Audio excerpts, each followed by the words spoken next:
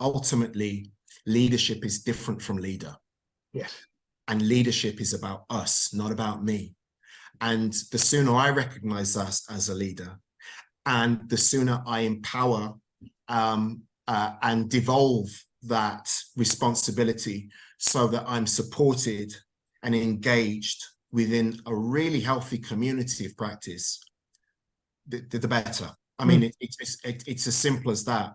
So the very nature, I think, of leadership is challenged by being in this crisis state. But absolutely, as you say, it may be appropriate to dive into that zone and to perform that role of being the point of the arrow. There are moments for that. The question is, where does it come from, I guess? Well, the trust that you built up before it in people gives you the authority to be able to do it when it's necessary right at the start.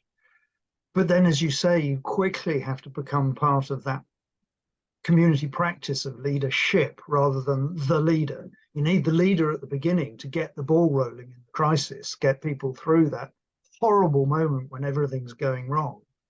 But then you need to move on, because this is absolutely in the areas of uncertainty and ambiguity, because you don't really know what the outcome of all this is going to be. It's often a real mess, and you've got to find your way through it. The best way to find through a mess is to engage everybody's mind. Taking responsibility for uplifting others around you so they can come into this leadership decision-making process and make contributions. That has a lot of benefits. It has cultural team benefits, it has organizational benefits, because one of the main factors that we see people and organizations struggle with is this idea of, is my contribution making a difference? Does my contribution make a difference? And I think within leadership, you have to help others around you to build an identity so that when the critical moment arrives, when the big moment arrives, when the adrenaline rush comes, and when you're in the zone, that you can be fully present.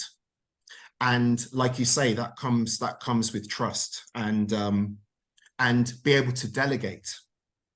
But not just that, through your relationships with people prior to that event, have a sense of how people might make their contributions and delegate some of that responsibility. Make sure that those people feel the confidence to go, actually, I have something to say. I have a point.